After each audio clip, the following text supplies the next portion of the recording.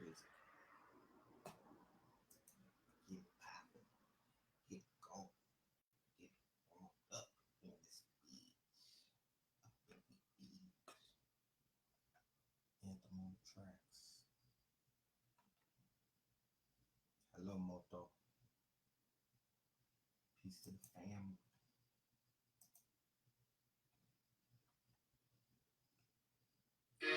I have to say this about my sons. Red pill, blue pill, and TH3RD. A mother couldn't have, and a father couldn't have, or a family couldn't have a better set of sons. Because, really, and that's not to say these guys are typical. They're not angels. They like.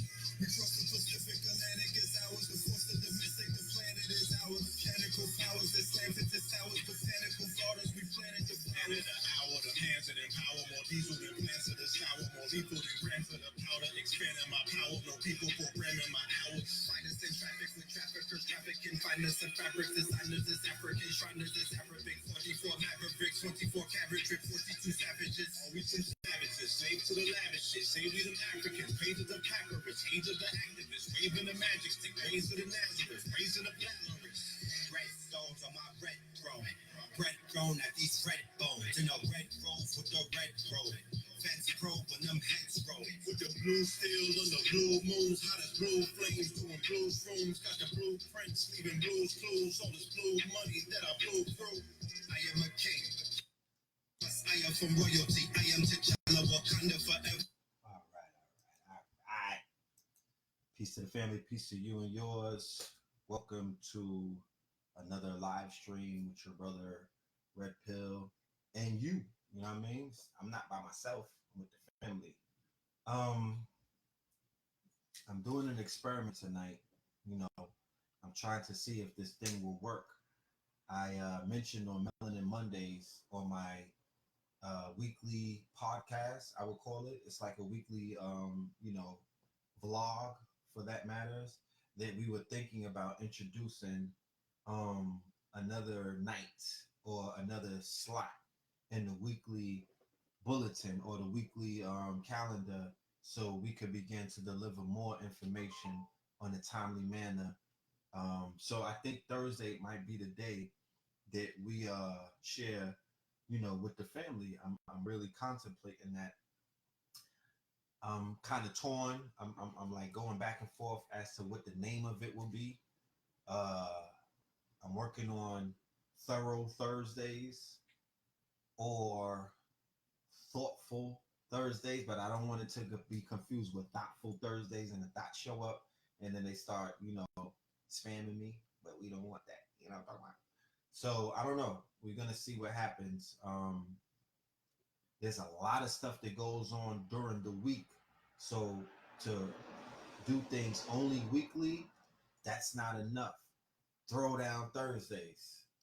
Where you at? Yankee Boy 76. If we go with that name, I want you to inbox me because I'm gonna give whoever wins this this ain't even a contest, but if we figure out a name and it's coming from the family, I'm a reciprocal kind of person. I'm gonna reward you. What do you want? I might give you a CD, or I probably hit you with a T-shirt or something. You'll get to choose whether you want a CD or a T-shirt. The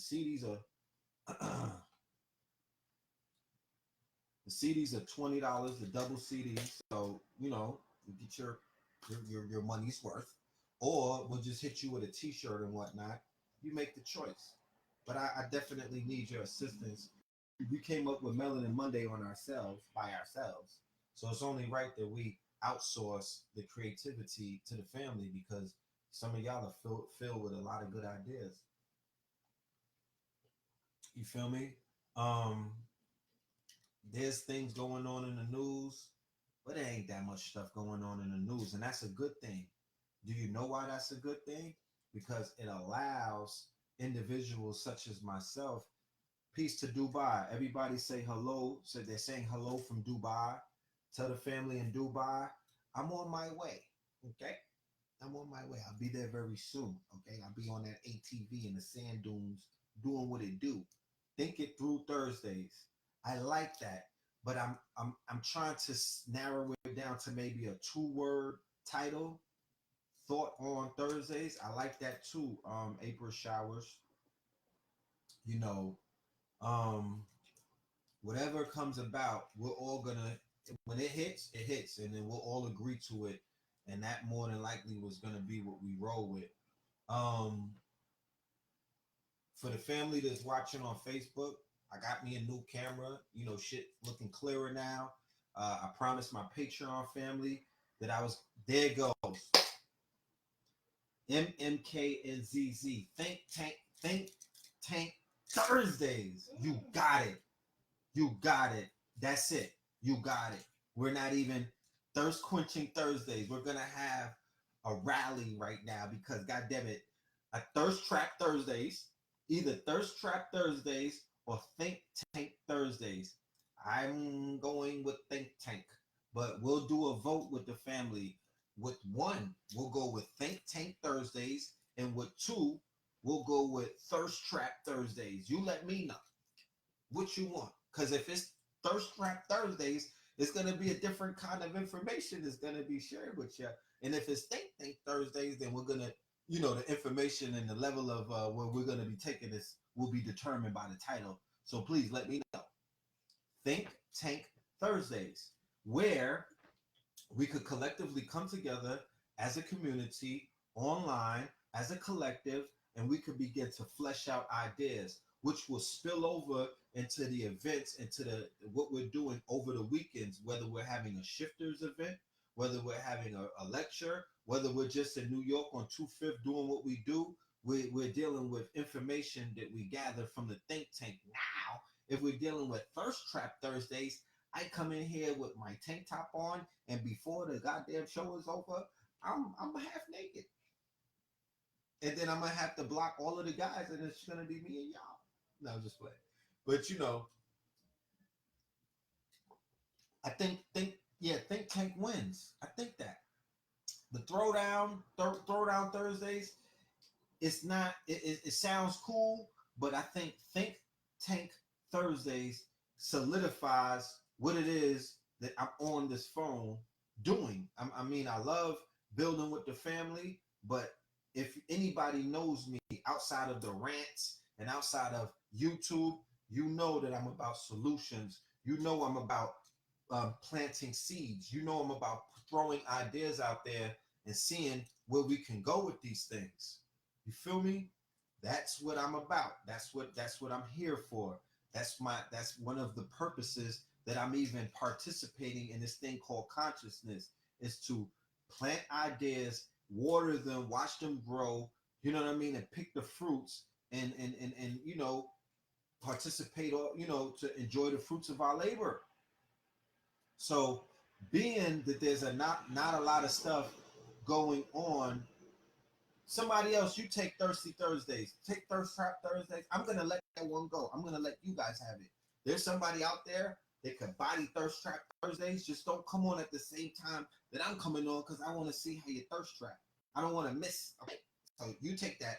I'm gonna think Tank Thursdays, and I'm gonna run with you. I'm gonna run with it. Oh, you got some new chains? Now shimmy up. Let's link up. I'll be back from Tampa next week. All right. So, peace to Knowledge Born Allah. Everybody, if you get the chance, go to Do the Knowledge Radio on Blog Talk Radio. Do the Knowledge Radio on Blog Talk Radio. We had a monumental show earlier, Red Pill and Blue Pill, dealing with the future of consciousness. It was a very enlightening and interesting show from both of our perspectives. The title of it was The Future of Consciousness, and we definitely went in. Now, there we have it. Think Tank Thursdays. That's what we're running with. And I appreciate my good brother. Yes, you're going to get you your shirt, MMKNZ. Slide in the DM. Give me your address. Give me your size. You feel me? And I got you. Thoroughbred Thursdays.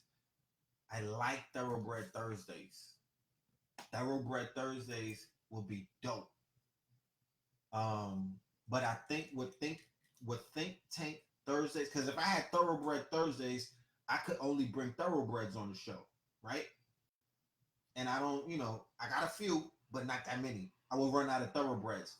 But if we say Think Tank Thursdays, then I could do multiple broadcasts with individuals who I consider. I might not be the best judge of character. Yeah, I am kind of. And I will consider my guests on the stream to be people who have some powerful minds. Because remember, where's my notebook? Gotta get my notebook. The Mastermind Principle. We could start off with that. Let me start off with the Mastermind Principle. Let's inaugurate Think Tank Thursdays with me building with the family about the Mastermind Principle and why that's so important, right? For everyone to understand and understand why it is we're doing what we're doing collectively versus individually versus, just running around and trying to make everything about self. Okay?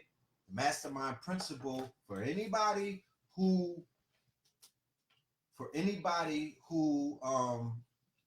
read the book, and so many people read this book called Think and Grow Rich by Napoleon Hill, then you understand he introduced the Mastermind Principle. Now I'm going to read it.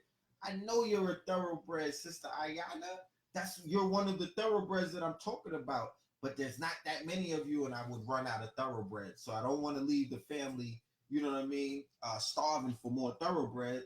But you're also great for the think tank because you have a mind unlike any other mind that I've seen on a lot of people, you know what I mean, throughout my travels. So I'm welcoming you on the show as well.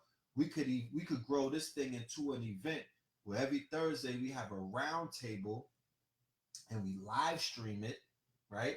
And we broadcast it around the world. Shout out to Dubai. Dubai's checking in. You know what I'm talking about?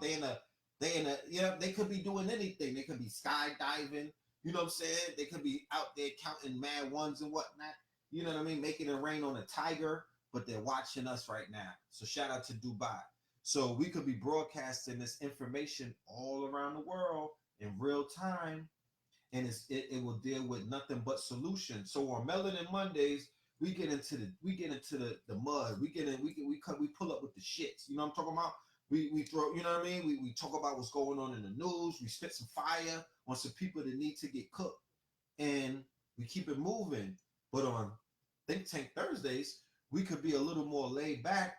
We don't have to necessarily identify all of the fuckery that's going on in the world. We could more so be visionaries and think about the future because, or think about the present because the present is a presence. But I just want to read this thing real quick to you about the Mastermind Principle. The Mastermind Principle consists of an alliance of two or more minds working in perfect harmony for the attainment of a common, definite objective. Success does not come with the cooperation of others. Let's think about that. Success does not come without the cooperation from others. And then somebody will be like, oh, you a lie because I got on without anybody's help. Who handed you that bag that you carrying? You know what I'm talking about? You niggas running around with man purses with all of your money inside of it or fanny packs. Who gave you that money? You didn't get it on your own. There was a relationship that you had with somebody and they agreed to do what? They agreed to do business with you. Okay? Nobody is doing anything by themselves. Don't let anyone fool you. If somebody is popping on the radio or they popping, you know what I mean, on the Billboard charts, nigga, they're signed to a label. There's hundreds of people helping them. Just because they're not standing with their homies that they grew up with, just because they're not standing with the person who brought them to the label, that doesn't mean that they don't have masterminds behind them. If there's somebody in the conscious community running around, Thunderstorm Thursdays, goddamn Empress B, you trying to take homeboy's shirt from him. You in the run, yo, you on his tail, I see you. You're not letting this one go. You know what I'm talking about? I think I might need that as a reserve in case somebody out there got Think Tank Thursdays, you might have to run with Thunderstorm Thoroughbred Thursdays. So let me think about that. But if somebody gets on, let's not ever think that somebody is getting on by themselves. Let's not think that success only comes with a independence or independent women. You know what I mean? If an independent woman is out here and she's running around, her credit is 850, the crib is popping, you know what I mean? 8 bathrooms and whatever, she's doing it up. Chances are there are some people mastermind. There's a mastermind principle at work. She just know how to keep that nigga from Dubai hidden. Whoever in Dubai, you know what I'm talking about, right? A lot of those IG models be showing up riding tigers and whatnot and camels and shit. You know what I'm talking about, with old Arabs. So you know what I mean. You know, a lot of people have a lot of people that are aligned with them and that are pushing them or funding them or investing in them, or they have life coaches that are telling them the moves to make. You know what I'm talking about? And they're not doing everything on their own. They just take the limelight by themselves. But don't get it twisted. There's always mastermind principles at work. Not always, but most of the time. So I'm going to also share with you this aspect. Okay, so that is a word that I would appreciate the family to go and research, called Mastermind Principle. Okay, and if you're not familiar with Napoleon Hill's book Think and Grow Rich, Thorough Dynamic God damn it, did Thorough Dynamic Thursdays? I just pulled up and saw that. Y'all got me, yeah. You niggas got me in a bind right now. Like, I don't know what to do. I like thermodynamics. Pardon me. I like thermodynamics, and I love Thoroughbred Thursdays. But I think we're gonna go with Think Tank Thursdays. So a mastermind group is a peer-to-peer mentoring concept used to help members solve their problems with input and advice from other group members. The concept was coined in 1925 by author Napoleon Hill in his book Law of Success, and described in more detail in his 1937 book Think and Grow Rich. So, you know me, information is timeless, information is colorless. There's no prejudice to information. So I will receive my information from blue, black, purple, green, yellow. It doesn't matter. Information is colorblind. Okay? So Napoleon Hill, Think and Grow Rich, not just check it out, but in you know, incorporate that. I'm writing down all of these people, everybody's options right now. I'm not gonna. We got Transformation Thursdays. Okay. See, this is an example of a think tank working. This is how easy it is. This is a think tank at work in real time. Transformation Thursdays. Thermodynamic Thursdays. God damn. If a nigga doing thermodynamic Thursdays, I gotta pull up in a spaceship or something. Like, a nigga gotta take off in a jetpack when I'm finished. Drop the mic and takes off in a jetpack. Thermodynamically. You know what I mean? Like, you can't just be regular on a thermodynamic Thursday, my niggas. You know what I'm saying? Like, I gotta come in here and do some kind of David Blaine type of tricks and shit. Thoroughbred Thursdays. How about this? How about we start off with Think Tank Thursdays and then we evolve? You know what I'm saying? Because we could turn into thoroughbreds as a group. Throwdown Thursdays. And what I'll do is, you know how they got the little voting things? Thorough Think Tank Thursdays. Did you just say Think Tank? You're wild right there. I know the wine is being poured over there. But what I'll do is, I'll put, you know how you could vote on your stories, on your IG stories? I'll do that. I'll let the family vote, because this is about crowd participation, and you know, we're in a democracy. and you niggas need to get out and vote anyway in November. So we're gonna start it here, okay? We're gonna just do a mock voting thing. You could vote everybody black into office. You know how we do. I like Thunderstorm Thursdays too, Ayana. I like that thunderstorm shit. That's what started this whole thing right here. We was locked in. I know my dude is over there mad tight. Like, yo, I thought you was gonna give me a t-shirt. I still got you. Don't worry about it. You know what I mean? We don't live in scarcity. You know, we got a few t-shirts to go around. You're good over here. Don't worry. I got you. Somebody said Trump Thursdays. Talk about it. We could do Trump Thursdays. Yeah. Thunderstorm Thursdays.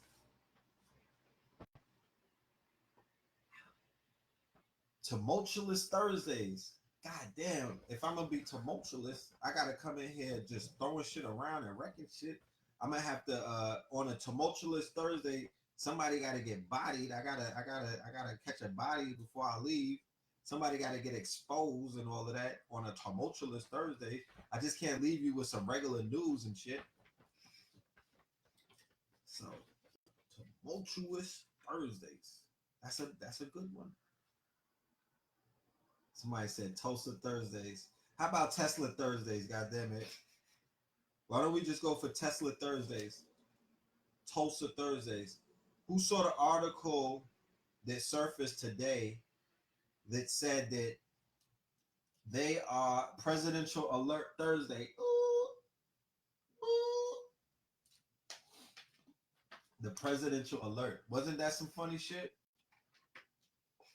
The Presidential Alert. I'm not even gonna tell you what I was doing when that alert came. But you know, I was in the Oval Office. Think Forward Thursdays. That shit was crazy. How the hell somebody who everybody been cursing out and negatively talking about just go ahead and text you like, yo, you all right? Shit crazy, right? So let me see. You said Boomerang Thursdays? Boomerang Thursdays? All right. In Tulsa, Oklahoma, right? There was an article, and the New York Times even put this out. I've never seen the New York Times speak about Tulsa, Oklahoma, and acknowledge Black Wall Street. The New York Times is a major publication, meaning that they're almost at the top of all of the quote unquote periodicals or the newspapers. So the New York Times decided finally to cover a story because remember, they did not speak about Tulsa, Oklahoma when Terrence Clutch was murdered by the white officer, the female officer who shot him. He got shot in Tulsa, Oklahoma. Remember, Terrence Clutch was a clergyman. I believe he was a pastor. He got murdered by the European. And when they were covering the murder or when they were covering what happened, no publication ever tied in the fact that this was the same place that ancient bones or ancient skeletons or the cadavers of our ancestors who were murdered in cold blood were buried in mass graves all throughout Tulsa, Oklahoma. I've never heard any of the OKC players, Kevin Durant, Westbrook, I've never heard anybody from that basketball team in Oklahoma City Thunder ever acknowledge Black Wall Street. But now, the New York Times on October 4th, they released an article that said a white mob once destroyed a black neighborhood in Tulsa. Look, I'm going to show you. The city wants to find the graves, right? This is the New York Times, right? So my question would be, why now? Why now? Why all of a sudden, almost 100 years, right? And let me see the exact date. We know that it occurred in 19. We're in 2018 on the cusp of 2021, right? Why all of a sudden do they decide that they want to bring up and evoke the spirit of yeah, they acting like it's breaking news, like this is not something that has been spoken of for years upon years, decades upon decades upon decades. So why now, in the midst of all of this racial tension, right? Because remember, this nigga Trump is out here tweeting niggas or sending niggas text messages. You know what I'm talking about? Like, we know the climate of America right now when it comes to race relations. So why would they all of a sudden feel the need to excavate mass graves if these brothers and sisters a proper burial who were murdered in Tulsa, Oklahoma? Mind you, the timing is great because if they did it 50 years ago, then you would have to, somebody said Jay Morrison. That's right. I think Jay Morrison and the Tulsa Real Estate Fund is raising a lot of questions. They are evoking, because remember, a lot of things happen spiritually. We be thinking it as Europeans doing things. We be thinking it as white folks that are making things happen, not really giving credit to what can the ancestors have. Can the ancestors have a hand in certain things? Could the ancestors sometimes be responsible for making these Europeans do certain things and in order to bring forth, because remember, they need to be acknowledged so they can have a proper, you know what I mean, so they can leave this realm.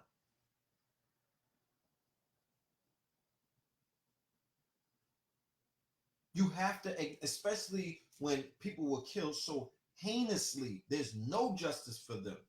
Not only is there not justice for them, there were people walking around Tulsa and they didn't even acknowledge this shit. They didn't even, so imagine if they came and wiped out a whole city of us. Imagine if they came and wiped out the whole Decatur, threw niggas in the river, all in the ditches and whatnot, buried them in the woods, let the animals eat them, their cadavers and whatnot, the predators get at their bodies, and then nobody talked about them. They just rebuilt inside of their brick and mortars, changed the signs and whatnot. You feel me? You know what I mean? Made it a Cracker Barrel and shit like that. Put the church, you know what I mean? Took the black church and then made it a Roman Catholic church. All of these things. This is what they do. They'll bury on top of that. They'll build on top of your burial grounds. That's why when you go into cities, there's cities on top of cities on top of cities on top of cities. What do they call that? When they come in the scorched earth policy. Scorched earth policy. They'll come in your city, body shit, throw y'all in a shallow grave, and then build a whole city on top of that.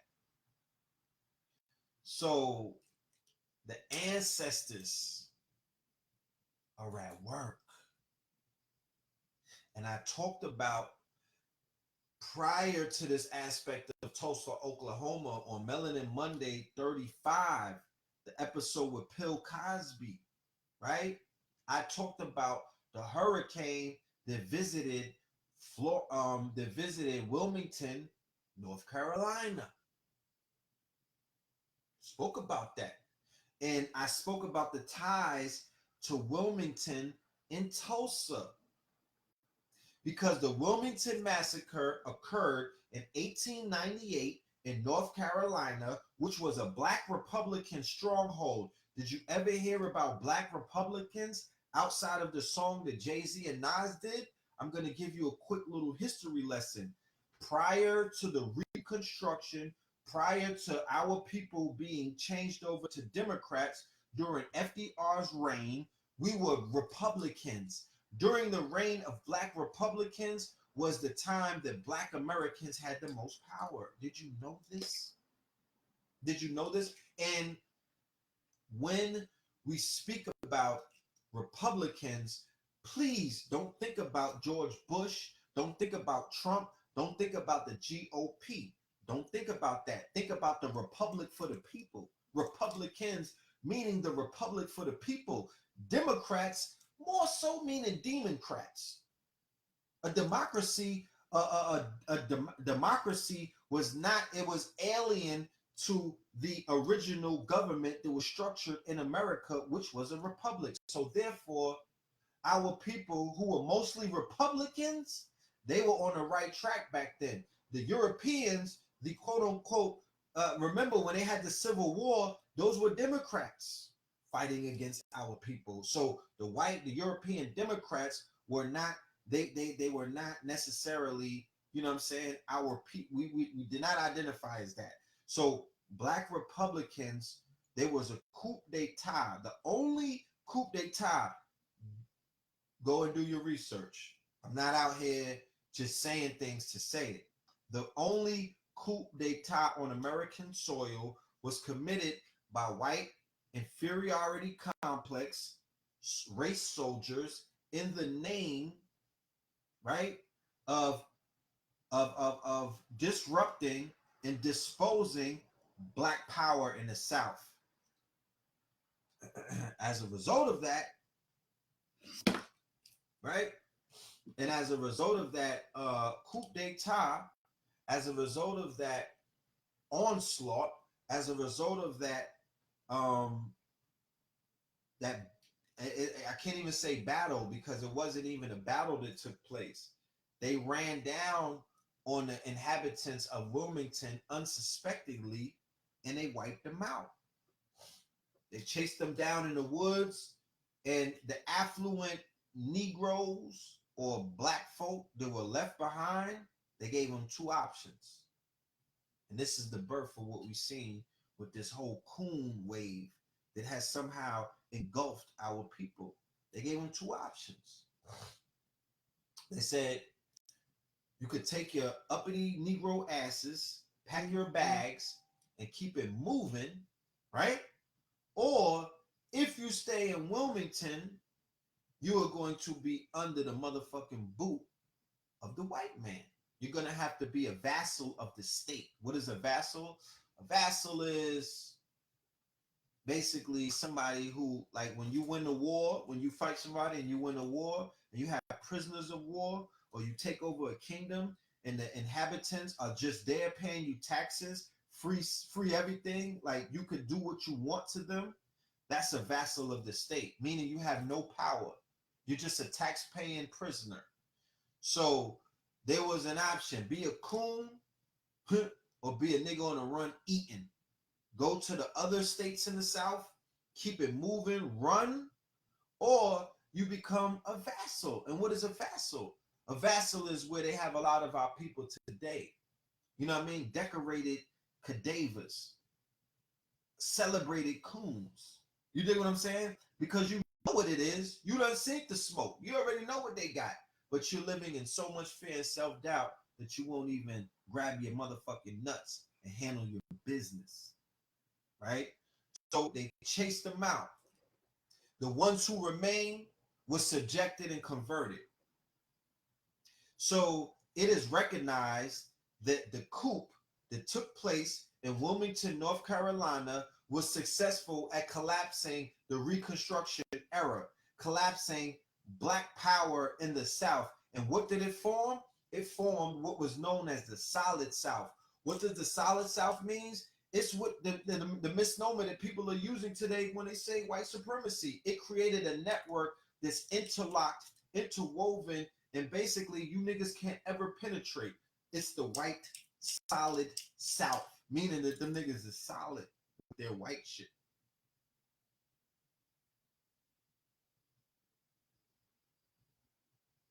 So, if not for the Wilmington, North Carolina massacre, what we see goings on, because after that you see the rise of the Ku Klux Klan, who are the terror organization who do what? Through flames, through death, through intimidation, through fear, they spread the Solid South throughout the South. They spread what started in North Carolina throughout the South. and then they begin to take over. Remember, a coup is mixed with military and also judicial. So what did they do? They replaced 99 magistrates in Wilmington, meaning they took over the courthouses, meaning they took over the paperwork, meaning that they took over via paper. It was a paper coup as well as a military coup.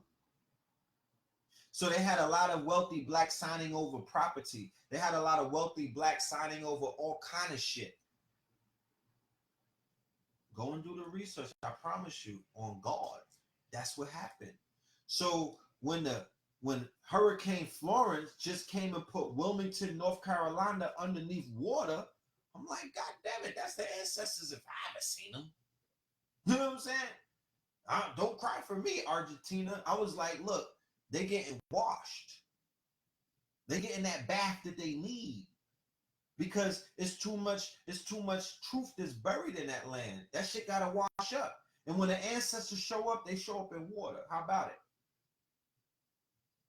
They show up in water. So it's imagine what all of that water is doing. It's rising up all of these mass graves, all of these people who are buried inside of that land. It's excavating the land through water.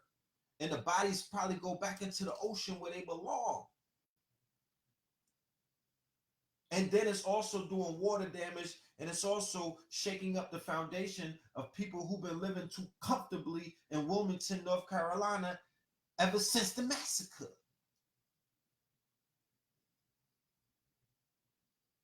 Because nobody even talks about it. They talk about Tulsa, which was in 1920, but if Wilmington didn't happen, there would be no Tulsa. Okay? There would be no massacre in Tulsa because the strength, we would be a lot stronger. The foundation was broken during the Wilmington massacre. The foundation was broken. So if not for Wilmington, which preceded Black Wall Street more than likely could have thrived.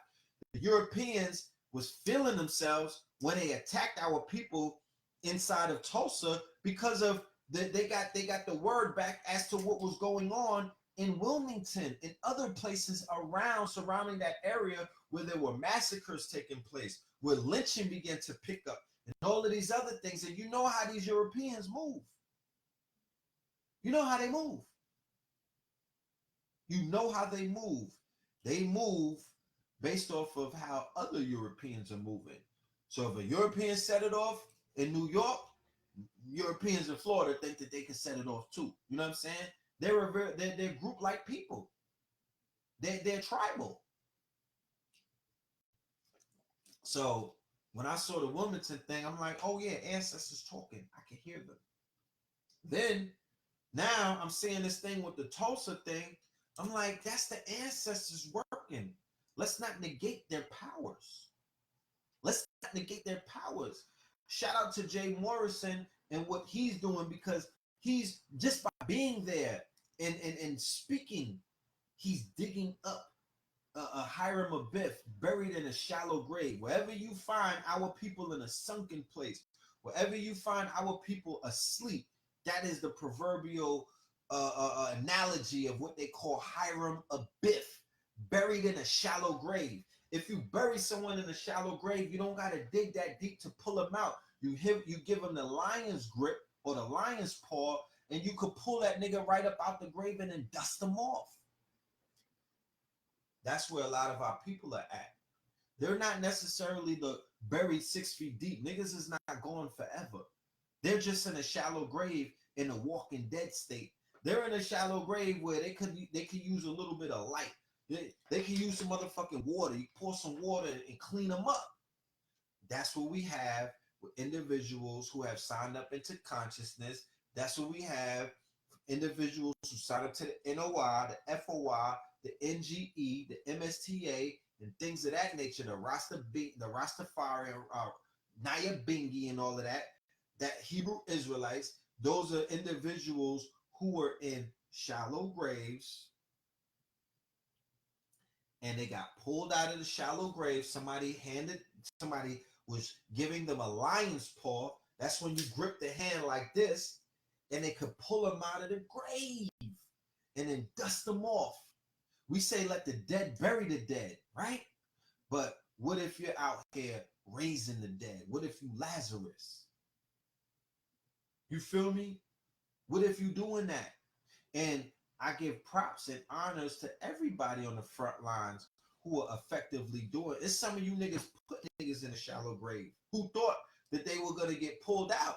You come with the shovel and you just put them into more deeper graves. We're not talking to you guys. You're going to have your day. You know what I mean? I'm going to make a segment just for you. But I'm talking about the light workers. I'm talking about the ones who are going into graveyards, who are going into the darkest corners of our communities and pulling individuals out of the grave. Your video might go into the darkest corners. Your shit might be playing in a bando right now. It might be playing in a dope house. It might be playing in a strip club in the bottom. You know what I mean? Remember in Players Club where Bernie Mac had to come downstairs? They was all chilling. He'd be like, it's money upstairs. Shit, they might be down there right now watching some videos and waking up. So a lot of the people, we don't even understand how effective our work is. Real talk. We don't know how far and how many regions our work is arriving at. We don't know how much reach we have. You know, on the Instagram, when they give you your metrics, they say reach, nigga. Yeah, we don't know how much reach we have. You know, I began to read my metrics. Nigga, I got reach. You know what I mean? I didn't even realize the nigga got reach. You know what I'm saying? I'm reaching very far. They showed the globe and it was lit up. I was everywhere. This is just on Instagram.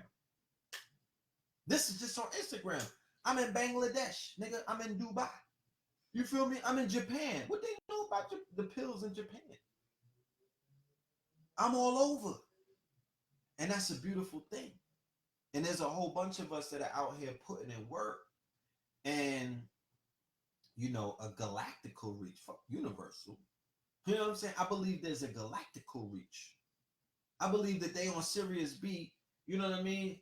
With the FM radio, like, do you hear this nigga? Do you hear this nigga? You know what I'm saying? Yeah. So it's not, it's a collective doing the work. It's not just me. There's a collective. You know what I mean? And it's not just one group. It's not just the shifters. There's a whole bunch of other people that are doing the work. But shout out to the shifters. Shout out to Tampa, Florida. I will be there tomorrow for the whole weekend. We're going to have some fun. You know what I mean? I wasn't going to make it, but the ancestors opened up the calendar. And I will be in Tampa with Derek Grace, Sister Ajna, Riza Islam, Brother Benex, 19 Keys, Pop Darby, Billionaire PA. We're going to be doing work. We're gonna be doing work. We came to do work. You know what I mean? We ain't came to play with you niggas. Like, we came to do work. It's a lot of stuff on the table right now. And I wish I had time to talk about it, but that's what this Think Tank Thursday is about. We have to flesh out ideas. We have to flesh out concepts. We have to share information that's being inundated to, that's being downloaded to us and put it out there.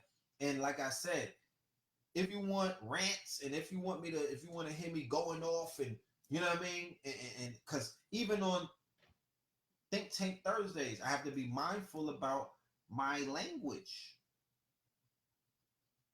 I got to be mindful about my language, okay? Because I understand that the information that I'm sharing, I wanted to connect with the younger audience, and I ain't talking about the ratchets.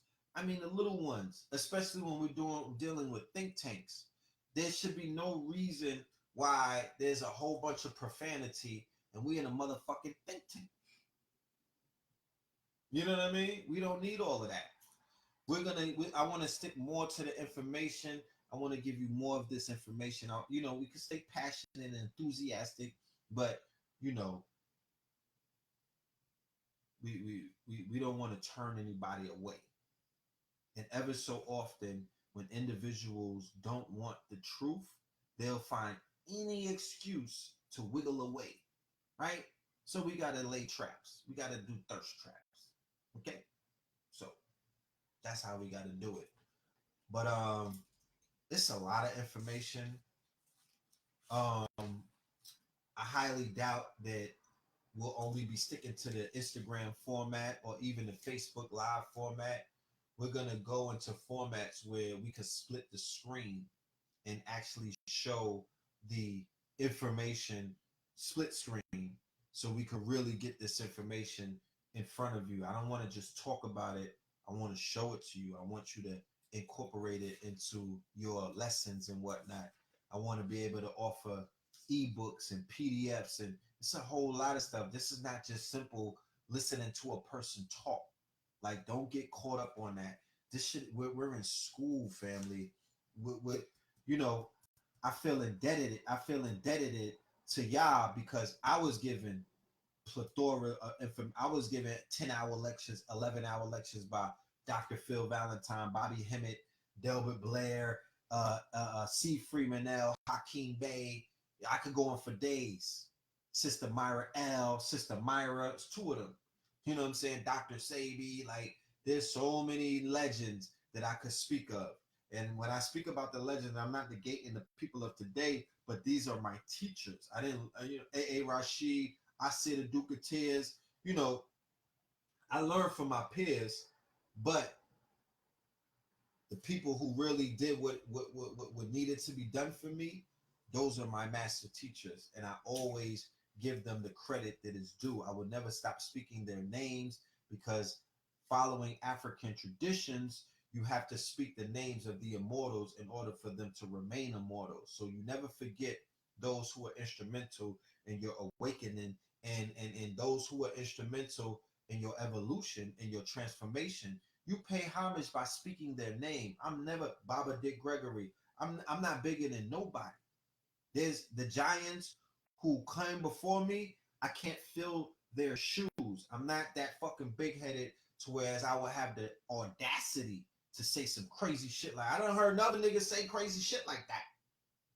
You know, them niggas who you'll see on the next episode of Where Are They Now? Yeah, those niggas. They was going crazy, feeling themselves, you know what I mean, saying crazy shit, but no. I would never say no crazy stuff like that. There are great ones. Sister Frances Cress, Dr. Frances Cress Wilson, Shahrazad Ali. You feel me? There's a brother who made transition by the name of Uriel Bey. He wrote 3 prolific tomes or books for that matter. They were in pamphlet form, but Uriel Bey, he was upstairs with it, a master Moorish scientist. He died he made transition in Atlanta, I think around 2012. There are so many legends. There are so many icons that have built this house that we all reside in right now. You feel me? They built this pyramid that many of us are, laying in and walking through. You know what I'm saying? I have to pay homage to them, y'all. I got to, like, I feel like I'm a great person. You know what I mean? I revel in my greatness, but I promise you, you would know me for something else if not for these teachers, Dr. Jewel Pookrum. You know what I mean? You would know me for something else. You would not know me for who I am right now. I have to be clear about that. Stokely Carmichael, Steve Coakley. You know what I mean? Dr. Ben, Dr. Clark, Dr. Ivan Van Sertima, who opened up my eyes. Ajra Kwesi, Baba Ajra Kwesi, who one of the first videos that my brother saw that brought him into enlightenment. You understand? It shifted my paradigm. It changed a lot of things. And I promise you, we were being drowned in Sabi's information. We were being enlightened by Dr. Sabi. He was pouring all kind of water on us. But just to show you that you cannot necessarily have this grand awakening by following one teacher, I had to allow myself to receive the light from multiple teachers. I couldn't play I couldn't set trip with the information. oh, I only listen to Sabi. I'm a Sabi's baby, and nobody else could bring it like him. You niggas ain't barefoot like Sabi. You didn't build a village. No, I had to be humble and understand where I'm at. I'm in a university. You feel me? I'm in a school. My father's a professor, so I understood the aspect of going to school and taking up multiple subjects at once. So I was receiving it from, you know what I mean? I was receiving it from multiple teachers. That's why my approach to consciousness is a lot different than these goofies. Oh, I'm sorry, than these teachers. You know what I mean? No offense to anybody, but the approach that a lot of these teachers decided to take, where they were only one trick ponies, or they were only focusing on 120 degrees of knowledge, I didn't do that. I decided that I wanted the 720. You know what I mean? I wasn't going to shut myself off. I'm into metaphysics. At the same time, I'm studying moral science. At the same time, I'm studying occultism. At the same time, I'm studying Kemet. At the same time, I'm studying, electric food, great plant-based living. That's when it made sense to me.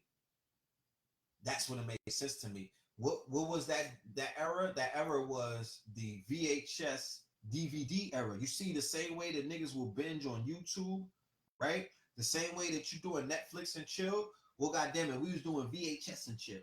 You know what I'm talking about? We doing DVD and chill. You know what I'm saying? So you would go to the vendors who were selling the DVDs. They would say, yo, I got this section on health. I got this section on law. I got this section on history. I got this section on metaphysics. I got this section on occultism. You be here, $100, $200. Let me get all of that shit. You know what I'm saying? And you go in the house, you treat it like porn. Niggas, they treated it like pornography. You looked around to see if anybody else was looking, and you press play. Let me get my lotion. Make sure I watch all of this shit before wifey come home, because you know she gonna turn this shit off because Love and Hip Hop is coming on. We gotta be careful. You know what I mean?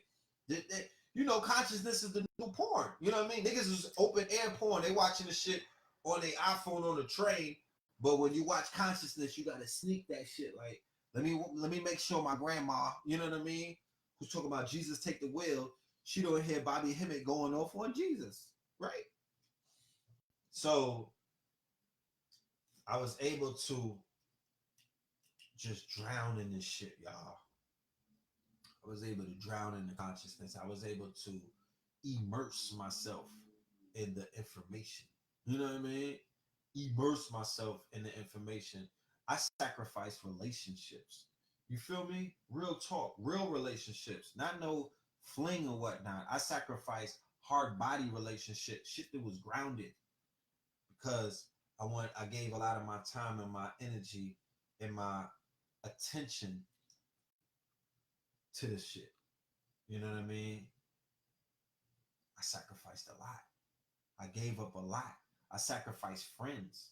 You know what I mean? I kept it moving on a lot of people who I was close with. I had to. You feel me? I had to. It was a decision that I made for my edification, because I needed to be lonely for a while. I needed to be with me for a minute. You know what I mean? And it was painful. Some of it was painful. Sometimes when you got to get low and just deal with you, that shit could be painful. You feel me? And believe you me, don't cry for me, nigga. I paid the price. You know what I mean? Yeah, you know, the shit that I went through, I don't wish that on nobody. Real talk. I was forged in fire. You know what I'm saying? I was forged in fire. This shit was not no walk in the park. It was not easy. So don't ever sit around like, you know how niggas be sitting around trying to be in your spot. They want to take your spot, or they want to be where you at. Nigga, you better be easy. You know what I'm talking about? This shit is like falling. If you touch me, you're going to be fucked up, because all kind of bad memories and all kind of shit will just jump in your body. Like, you don't want this. You know what I mean? You don't want this. You be good at Chipotle, nigga. You stay making them burritos and stay where you at. You don't want to trade. You don't want to trade places. You don't know the kind of fucking stress this shit is. You don't know what you got to deal with. You don't understand what this is about. You know what I mean? Niggas think that this shit is glamour and glitz and the fame. You don't know what this is about. You don't know what it's about. So stop it. You know what I'm saying? Stop it. Be content where the fuck you at. And if you want to be somewhere, carve your own path. But you're going to be, I'm gonna let you know, if you start walking on this goddamn tightrope called this frontline shit, you're gonna be tested by all angles. And it's not the niggas, it's not individuals, it's the spirit, it's the egregor, it's the fact that the ancestors will send all kind of tests to see if you built like that. To see if you built like that, to see if you really about that life. The individuals who come into the picture, they're only just being pulled by strings. They're just, it's almost like Clash of the Titans when they had the gods hovering over the Titans. They're being controlled by something that's greater than us. We're being controlled, we're being maneuvered and moved. Certain pieces are being moved by the spirits. You don't see that? You don't understand what's going on? You can't fathom that? Like, is that shit so far removed that you don't realize that nobody is moving? Niggas is being moved. There's nobody moving on their own. Nobody is just running through this shit the way, oh, niggas is running through this shit doing what they want to do. Where? What are you talking about? How?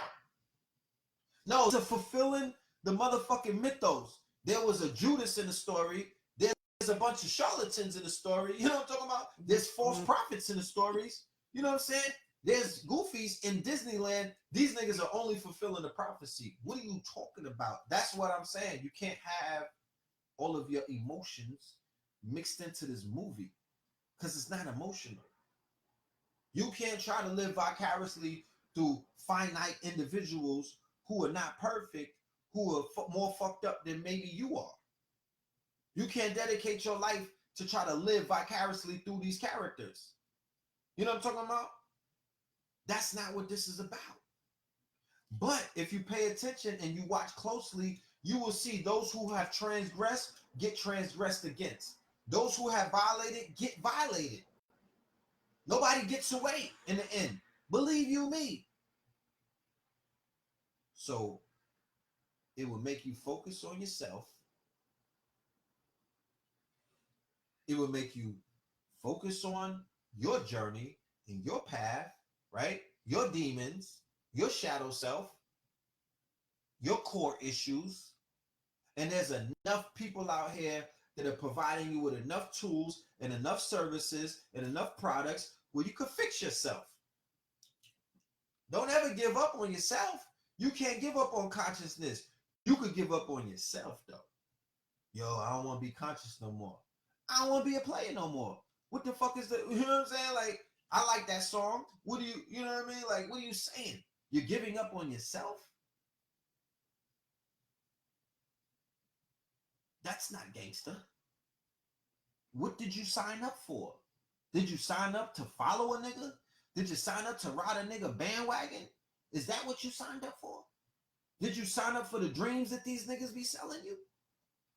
Did you sign up because you wanted to wake up one day and be a god without putting in no fucking work? Because to God is an action, it's a verb.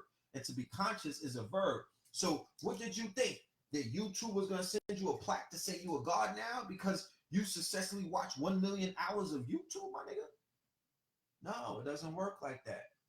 You get the lessons and then you go out in the real world and you get smacked down. You get tested. I got smacked down so many times, my nigga, I should have been on SmackDown. You feel me? The ancestors, they smacked me down. They sat me down. They humbled me. They pulled my coat, nigga. They cut my hair. You know what I'm saying? Yeah, they cleaned me up when I needed to get cleaned up. And when you're going through what you're going through, when you're getting cleaned up, when the ancestors got you on a spin cycle, right? When they got you hanging out to dry, you got to ask yourself, what the fuck is this lesson? What am I learning? Why am I being done like this? What's the, you know what I'm saying? What is the lesson to be learned? You got to ask yourself. This stream is about to end. I'm going to start a new one. You got to ask yourself, what is behind all of this? It has to be a lesson. You know what I mean? If not, if you don't learn what that lesson is, no problem. No comprende. No comprende? Okay, we're gonna do it again. You know what I mean? You're just gonna get this work another time around. That's how this shit works. I don't mean to break it to y'all, but that's where we're at. That is definitely where we're at. You know what I'm saying? So we can't blame anybody for anything. They're only characters in your movie. You either learn from their mistakes and learn what not to do and apply it in your journey, or you keep fucking around and you're doomed to repeat those mistakes. That's how this thing works. I shit you not.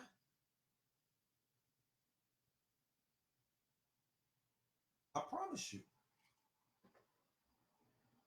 And you will realize that if you successfully learn whatever lesson is trying to be taught to you, then you're going to level up. You're going to wake up on another level. You're going to wake up and some of the things that you thought were life ending and life threatening, these things will just wither away, fall at the wayside, is what they say. You'll be like, damn, it wasn't as bad as I thought it was. I gave it so much negative energy, but here it goes. Problem solved. That's how this thing goes. So we would be here for hours if we asked everybody, yo, what's your issue? What you going through? What's your problem? I don't got, we don't have enough physical time on this earth to hear everybody's problem. But what we can do, and what I could personally do, is I could share with you some of the things that I may have gone through and try to relate. You feel me? So you may not have to necessarily be challenged by some of the riddles or the puzzles that life is throwing at you. You know? And to be honest with you, there's no magical pill. There's no magical formula. You know what I mean? There's no meditation. It's just real life. Getting through every day, being enthusiastic about the next day, being enthusiastic about waking up, being smiling in the face of adversity.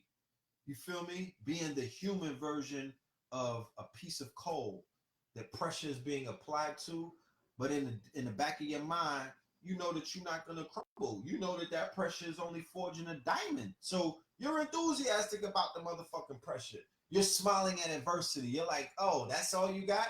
Bring a little bit more on. Because what I'm doing now is I'm learning how to master self. How are you going to master self if you had no adversity? How could you master self? How could you prove that you was God if you had no villain in the motherfucking movie?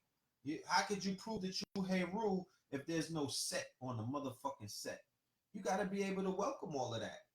You have to be able to welcome adversity. You have to know that there's antagonists and there's protagonists in every dope ass story. Real talk.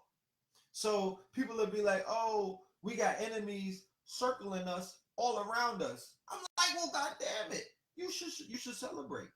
That means that you're part of the fucking mythos. That means that you are the proverbial chosen people. Even if you're in your Bible, that means that everything that your book is talking about speaks about you.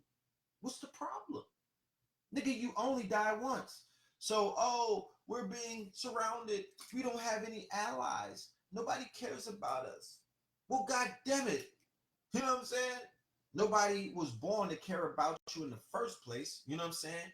First of all, you're mixing up Disney with real life, right?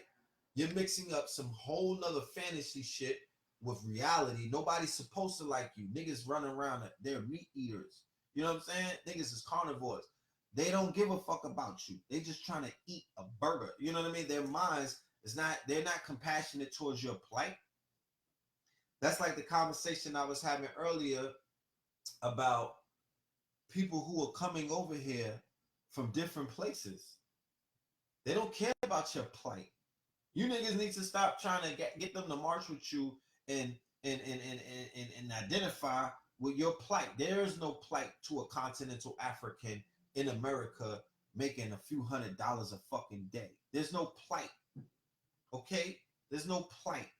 There's no poverty to a fucking African who came from a shanty town and now they live in a crib where it's 20 of them and them niggas eat all from one pot. There's no plight. Them niggas is on a come up. Fuck is you talking about? They got Gucci slippers. Them niggas got iTunes, 100,000 songs on their phone. Them niggas got the iPhone X. There's no plight. What are you talking about? Them niggas is sending barrels back to Africa. There's no plight. Real talk. They sliding in DMs of well-known strippers. You know what I mean? Swiping up with the Nigerian bogus credit card, getting sloppy toppy. There's no plight. There's no plight. They don't want to hear you niggas crying. They don't want to hear all of that weak shit that you domesticated lions be talking. There's no plight, nigga. Grab your nuts if you could find a pair and get busy. Nigga, what? Come on, bro. They didn't come here to be niggas. They came here to get on. They came here to attain the status that is known as the white status. All right? It's not white people. It's a status, niggas. They came here to become white, status-wise, not skin-wise. They could be blue, black, and be white. They want that status, nigga. They want motherfucking American Express. They want to be in that club of privilege, nigga. They want white privilege. They want to be in a country club, nigga. They want to knock a few Beckys down, nigga. You know what I'm saying? They want to sit in first class, nigga, with ashy feet and sandals, nigga. They don't want, they not concerned with that shit you niggas talking. Yo, let's go back to Africa. Them niggas is like, go. I'll take care of your wife, nigga. I'll babysit the kids. How about it? Go, nigga. Go back to Africa if you want to go. You know what I'm saying? We'll be chilling on 116th with your whiz. How about it? You know what I mean? We'll take care of her. We'll teach her about Africa while you go over there. You know what I mean? They didn't come here to be with you niggas like that. Y'all get like fucked up. Y'all be thinking that it's some other shit. What did the Jamaicans do? They came over here, right? And they proceeded to change their status. Them niggas went and bought houses. They went and worked 4 jobs. They went to Catholic school. They wasn't trying to go to regular school with niggas. They went to the motherfucking Holy Innocents. They went to learn how to be better. They learned how to be a status that is known as the white status that you could learn in Roman Catholic Church, nigga. What did the Indians who in 7-Eleven come over here? They came over here to be white status. They didn't come out. They get and they're in your hoods selling you shit. They selling you bundles. The Koreans are selling you bundles. The Arabs are selling you pork. They're selling you all of that stuff to do what? Subjugate the status of black to become white. You didn't know that? And you wasting your time trying to get the niggas to be your allies because you got life fucked up. You are trying, oh, we black together. No, it's not what we do in Africa. Shit tribal, bro. That skin shit don't mean nothing. You niggas got shit fucked up. What is your status? What are you attaining to be? Oh, we the black man. They like, cool, we black too. But we don't want that. We want to elevate our status, nigga.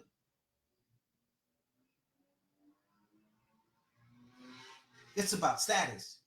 Y'all are taking this thing personal. And I'm not trying to approach this conversation from a personal aspect. I'm not trying to ditch black. I'm black. Blackity black. You understand? I fucks with that. I'm heavily melanated. You know what I mean? There's just a lot of light on me right now. You don't see that I'm blue black, but yes, I am black. Right? But I understand the status aspect. And I was able to observe that by watching other people who came over here. And I'm like, what the fuck are they running to? What are they trying to acquire? What's their mission? And their mission is to change their status. And they could change their status outside of paperwork. They'll just do that shit by the way that they move.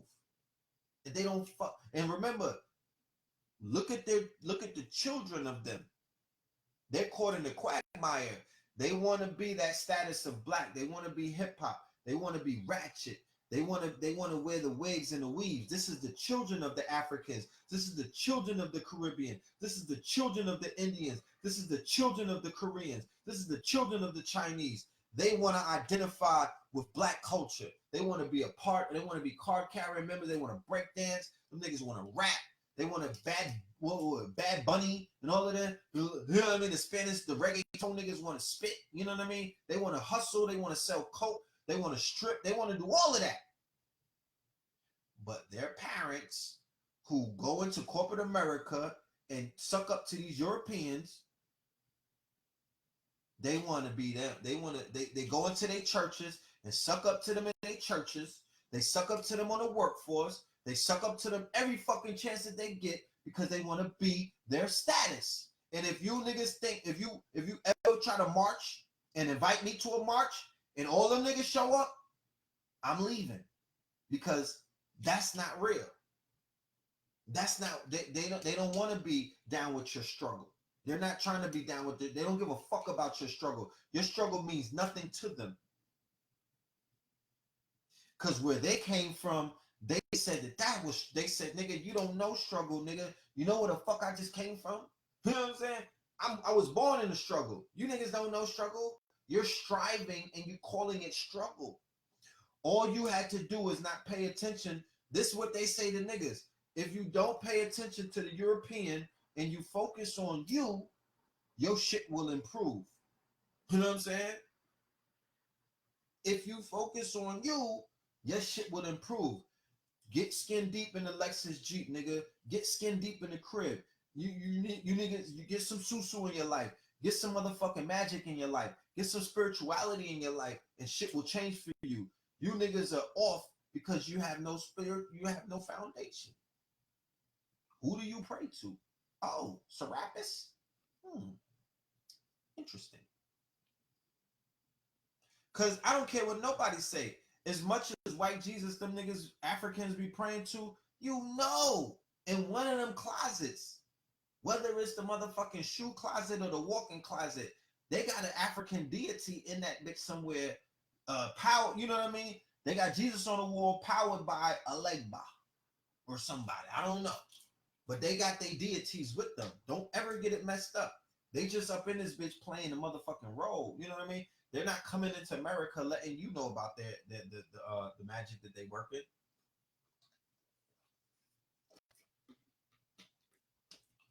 But that's what it is, y'all. We got us. We need to focus on us.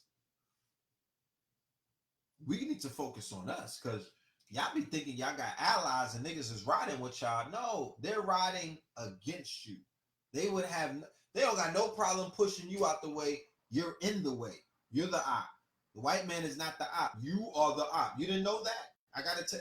I'm not the first person to tell you that. You need to really study this shit. You're the op. You know what I mean? And the women are the booty of war in all situations. In all situations. So the European probably is going to, he promised your women to a lot of people. You know what I'm saying? He promised your women to a lot of people. Yo, if you work with us to subjugate these niggas, if you work with us to step on these niggas, if you work with us to poison these niggas, if you work with us to dehumanize, to help dehumanize these niggas, then there's a perk at the end of it. You get to get the twerker with the long bundle. You see her? You see that one right there? Yeah, if you could do whatever you want with her. It's like I said before, when I did the analytics, I was doing a lecture for the attention economy. I did the analytics on Pornhub. Pornhub, the most, they showed you the country. I love metrics. I love analytics. I love big data. You know what I'm saying? Because when you study big data, you don't got to speculate. They showed the big data of India.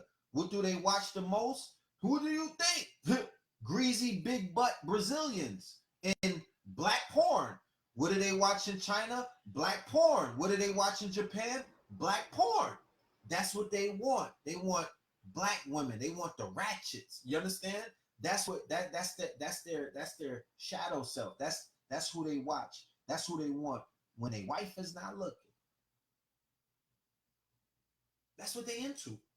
So when somebody's into your woman, when somebody is lusting for your woman, they don't got enough, they don't have all of that, they can't beat you in a swag category. They can't beat you, you know what I mean? They can't beat you in your drip. So what do? They offer money and trinkets. They offer free bundles for a lap dance. They'll offer motherfucking some loosies for some loose goosey, right? That's what the Arabs at the corner store is doing. Oh, they got a whole credit book for a lot of sisters who, I'll put you in the book. You want to get some toilet paper? No problem. You pay me on Tuesday. You know what I'm talking about? They don't do that to nobody else. The Asian, the Korean, the Arab, all of them lusting on the low after your woman. So when somebody is lusting, they're envious. So people who are envious, what will they do? They will undermine you. They will do everything in their powers to get you out of the way because there's lust involved. When lust, I'm not talking about love. I ain't talking about love at the first sight. I'm talking about lust, sexual lust to fuck your women. So what will they do? Anything to undermine you and get you out of the way. Or when you're getting put, when other forces is getting you out the way, they just turn a blind cheek. I didn't see nothing. What happened? What had happened? When they were killing our people in the South, chasing them out of Wilmington and in Tulsa, what was the other white people, those good white people, those what do they call them? Abolitionists that you niggas like to talk about? They was looking the other way because they wanted the women. They wanted the motherfucking level. They wanted that shit to get leveled up so they could play in your playing field. You know what I mean? They looked the other way. They what happened? I didn't know what happened. I stayed in the house. What had happened? Oh, what's going on? Bring those women and children and they could come live with us. Come on, Matilda, make them a bed. You know what I mean? Shit like that.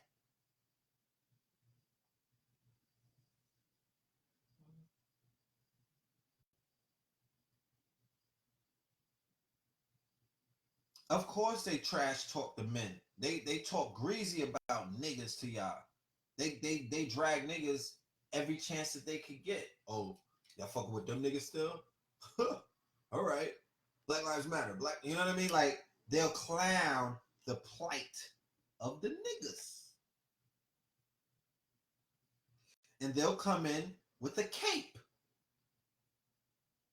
They'll come in with a cape and they'll come in and come and save. And then hand you a comb and tell you, comb the hair on my back and my chest. Hairy Arabs. You know what I mean? That's how that shit works, man. So niggas got their eyes on your women and you're looking at other women at the same time. So sometimes you get what you deserve because the ancestors are not going to be very kind to niggas who have turned their backs on the greatest thing on this motherfucking planet, and that is the black woman. You know what I'm saying? You don't get rewarded for that. You don't get rewarded for that. So, we got to get our shit together.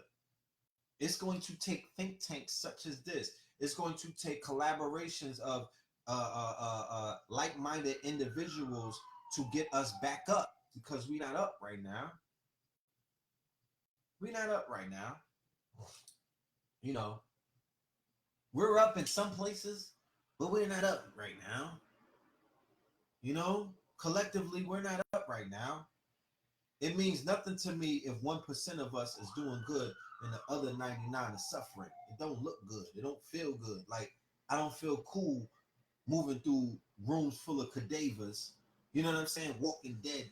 You know what I mean? Like, it don't feel that good. Even though I know we're in a holographic universe and we may be tested. We may be getting tested right now. And there's only a few of us and everybody else is a hologram. But still in all,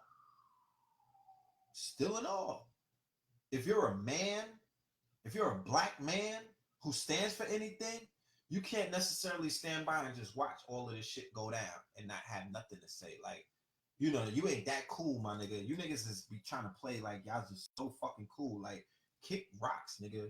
You know what I mean? Go have a drink or something. Like, you niggas is not that cool. You got to be bothered by something. And the plight of my people bothers me. I'm sorry. I'm not trying to be like none of you niggas. I'm just trying to be myself. I am what I am. I am that I am.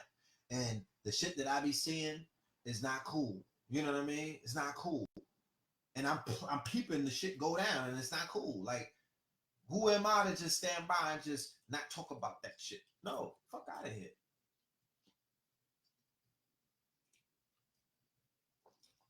It's disgusting. You know, they have our people in a compromised position, and we've allowed a lot of people come amongst us who don't identify with us in many ways. In many ways. You know, in many ways. So we need to focus more on, right, our, not our plight, our flight. Focus on your flight. Fuck the plight. Focus on your flight. Focus on taking off. You know what I'm saying? Focus on your path. Focus on how fly you can high above this shit. Because them niggas who are on the ground and buried in shallow graves, nigga, without drinking Red Bull, them niggas will grow wings. You don't, like, hawks don't fuck with pigeons for a reason. You continue to be on your Heru hawk shit. Be a motherfucking falcon. Fly above, shit on top of the heads of pigeons, vultures, and all kind of low-flying birds, if need be.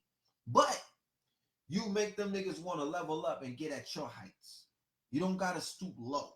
You know what I'm saying? You don't got to stoop low. You have to set the fucking bar very high. You have to be a living, breathing example of God and goddesses walking this motherfucking earth. Because truth be told, that's what's going to spark the divine spark in some of these dead motherfuckers out here.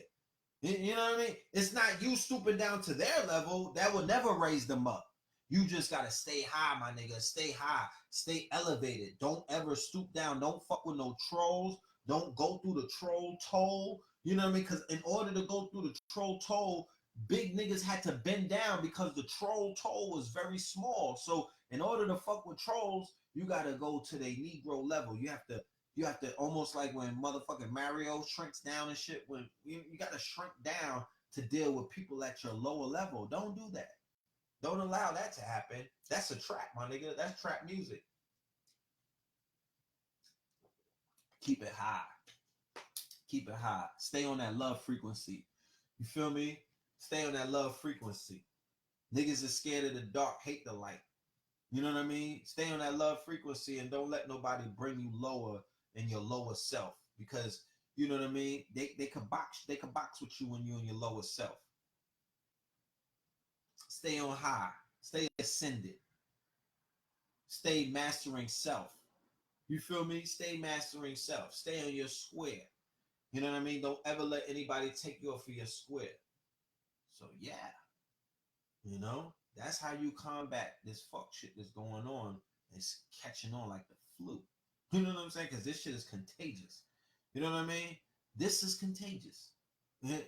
Fuckery and fuckboyisms, yeah, it's contagious. It might be in the water. I hope it's not in the bottled water. You know what I'm talking about? Because god damn it, you know, just stay away from it. You know what I mean? Focus on solutions. You focus too much on the problems, then you're going to get dirty with the pigs. You focus too much on the problem, then you're going to magnify and magnetize, and you're going to bring towards you one of these teachers who only deal with trauma and drama, and they operate well on a lower frequency. You know what I mean? Them niggas, it's almost like energy vampires. They will find you. They will find you. Real talk. They will find you. So you can't have your frequency at certain, all is mental. You can't have your mind and your mind state and your frequency at certain levels. Remember, there's levels to the frequencies. You want me to read it to you? Hold on. Let's go through the frequency levels. Some niggas is beta, some niggas is delta. You know what I'm saying? It's just different frequencies. And and the good thing about this community is that they offer you teachers of all frequencies. The same way that when you're in high school or when you're in grade school, you can experience teachers of all grade levels. You have first grade teachers. You got scholars, you know what I mean? You have PhD teachers, you have PhD level teachers, but you also have junior varsity teachers. You know what I'm saying? Levels of frequencies. Who's seen Quincy Jones documentary on Netflix? That's a must see. That's a must see.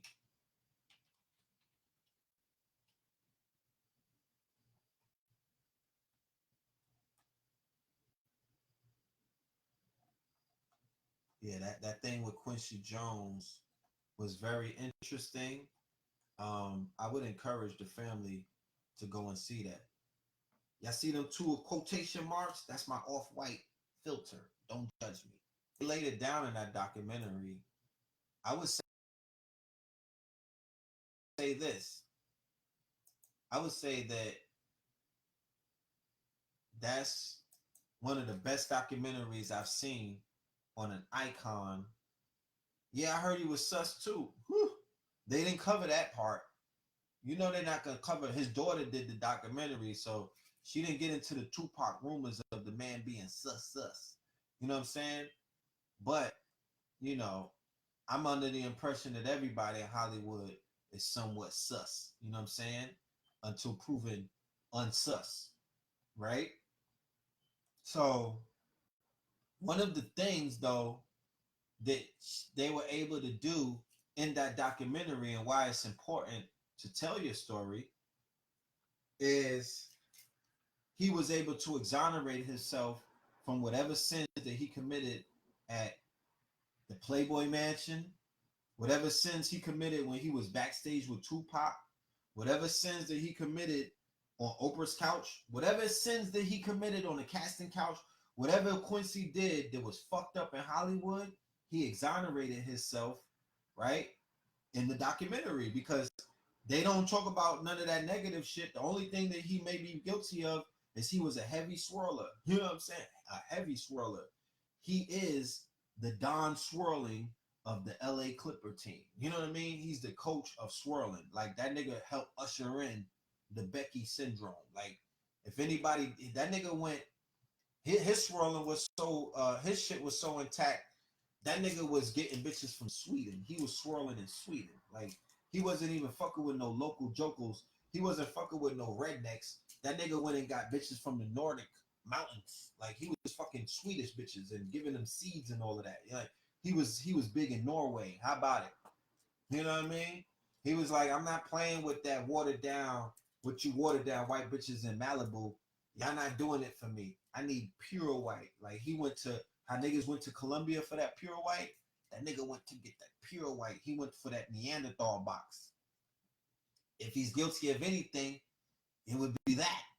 And the fact that he wasn't there to raise his seeds a lot. He said he was given, but that nigga's a legend. He touched so many genres of music. He touched so many genres of music. We talking about Quincy right now. His documentary. He was with John Coltrane and them. He was with the legends of jazz. Then he was there for the bebop, doo-bop, and all of that stuff that they were doing in the 50s. And then he was there for soul. Then he was there for pop. Yeah, Becky. That nigga had Becky's in Iceland. Like his name was ringing in them caves, nigga. His name was ringing in them caves, nigga. When Quincy Jones pulled up in Europe, nigga, they was hiding the dogs. His shit was ringing in caves, nigga. Real talk. But regardless of how you feel personally about him, I'm only bringing it up for the fact that you have to tell your story. You have to tell your story. You got to tell your story. It's important because remember, Quincy Jones got a documentary. Bill Cosby wasn't able to tell his story. His daughter and his son is dead. There's no Bill Cosby documentary unless he shot some shit before he went to jail, and the shit'll be on Hulu. Next thing, you know what I mean? Before he'll be on Revolt. Next thing we know, I don't know, but I know that he didn't get to tell his story. His story is going to be interpreted by other people. Michael Jackson don't got a documentary. James Brown don't got a documentary. Prince don't got a documentary. All of these icons, Aretha Franklin don't got a documentary. So all of their stories are up for interpretation. Do you know what happens in the interpretation of one story? You miss a lot of details because I never told my story, but there's nobody on this planet who could tell my story but me. So if I ever mysteriously disappear, don't let none of these niggas put no story out on the red pill. You know what I mean? Nobody in my family, nobody that claim that they know me, because no nigga knows me. Okay? There's no nigga on this planet that knows me. There's no woman on this planet that knows me. I don't even fucking know me. You know what I mean? So how the hell do they know me? Nobody knows what the fuck is going on in my head. Nobody was there when certain shit went down. You niggas wasn't locked up with me. You niggas wasn't on the trenches with me. You wasn't in these stores with me. Real talk. Like, how the hell could you tell my story and you wasn't fucking there? Even my twin brother, I love him to death. Shout out to the Blue Pill. He wasn't there in certain situations. So I don't know his story. He don't know my story. I'm only saying all of that to say that there's nobody that could tell my documentary but me. There's no interpretation of what you think. No, nigga, you wasn't there. You wasn't there. And I need a whole series. I can't do 2 hours, nigga. I need 6 or 8 episodes. Because my life, I will have to be able to give you a rundown about all of the things that have occurred. And to be honest with you, until I have about 3 or 4 ayahuasca treatments, I can't even tell my story because it's a bunch of shit buried in the fucking dungeon. You know what I mean? So nobody could tell your story but you. And I only brought up Bill Cosby for the fact that, or I brought up Quincy Jones for the simple fact that even though his story was curated, even though his story might not have been 100% truthful, because you niggas always want to see what another nigga's doing with his phallus, you know what I mean? Even though he didn't show you him in the Broncos with a bunch of boys and whatnot, he still was able to give you a sanitized version of who the fuck he wants the world to know him as. And that's what history is all about, my niggas. You think life is really about what you niggas want it to be? No, life is curated. Did Instagram show you that? You think social media was the first thing to curate motherfuckers' lives? No, this is a continuation of how stories and myths are told. It's a curated fucking story. It's not real. Until they create this Truman Show shit where all of you people toms can see how a nigga looks when he's taking a shit and what leg he puts in his pants when he puts his on, because everybody is so infatuated with watching everybody else. Until they do that, then you niggas don't know what life really is. You know what I'm saying? You think you know, but you don't know. Life is curated the way that it's given to you through entertainment and social media. Keyword media, nigga, it's not real. It's not real. It's not real. And it's up to the individual to be completely honest and transparent and clear with you to give you all of their demons, all of their secrets, all of their triumphs, all of their losses, and all of their wins, and all of that shit. You know what I mean? To go through the motherfucking the body count, nigga. Not me per se, but I'm just saying some people need 8 hours just to get through the body count, just to go through all of their relationships and everything that they went through, and how that person got broke up, who they cheated with, and who was trying to throw box at them, and all of this stuff. It's a long story. That nigga's body count was long too. You know? his body count was low, you know, and he talked about it, but he had mother's issues, you know, he had mama issues, and I suspect that, you know, his behavior with these ladies and these women was a way for him to try to resolve those mommy issues. His mother was a schizophrenic. She was in a psych ward. He was removed from his maternal nurturing and upbringing, I think at 4 years old. Right? And he was raised in the mean streets of Chirac. Nigga from Chicago, Southside, Lil Durk and them, 300. You know what I mean? 300, Southside, nigga. You know what I mean? Came out of there. And it was turned the fuck up when he was a little nigga. I seen pictures like, you think it just got ratchet out there, bro? No. It was gang culture from Scarface's days, from Scarface's days. You know what I'm saying?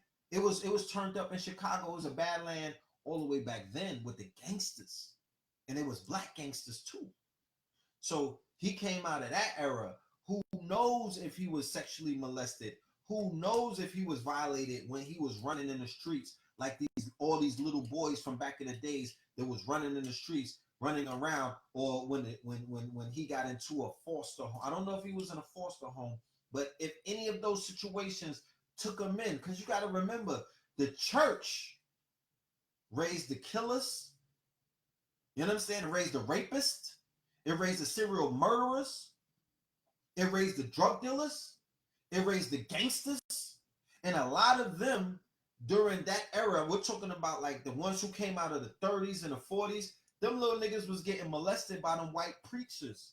And them Roman Catholic priests was doing the same thing to Al Capone and the Italian mafia and all of them other little niggas who grew up to be sociopaths. Keyword of the day. So, because niggas say gangster, nigga, sociopath. Manic depressives, not gangsters, not thugs, sociopaths. Because that's what these niggas are. You know what I'm saying? That's what these niggas are. Sociopaths. Y'all call them gangsters. They're sociopaths. They are people who are delivering pain. They are heartless individuals, because picture what the fucking preachers in them was doing to them when they was little 5 and 6, when they were altar boys. A lot of them, go and watch the series, go and watch shit on TBS, whatever fucking channel you watch your gangster documentaries on. How is it that all of them niggas was in the church? They all got the same underlying story. These are the people who cut your lips off while they were torturing you, will cut your ears off and be like, I can't hear you. These little niggas, the ones who grew up to be sadomasochists, they were being tortured by these preachers. They were being tortured in these group homes. They were being tortured by nuns and shit. You don't understand that part?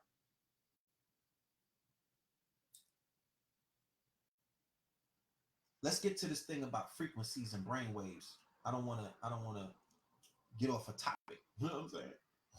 So this is frequency brainwaves. You see that?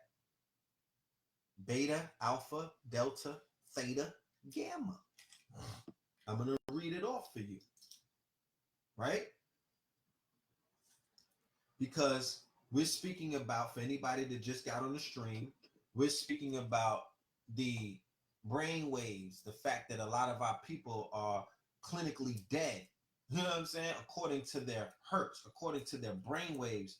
But information, when given by the right individuals, you know what I mean, at the right frequency, it can help change that. It can help change that aspect of where they're at. So the beta brain waves, beta is 140 to 30 hertz. That means that you're awake, normal, alert consciousness. That's niggas that are woke. That's the woke niggas are at beta, right? Alpha, physically and mentally relaxed, awake, but drowsy, right? Alpha, that's 9 to 13 hertz, right? You got a lot of alpha males out there. But that's not, when I'm talking about this alpha, that's not the alpha from alpha males. That's a different aspect of alpha. I'm just giving you the brain waves.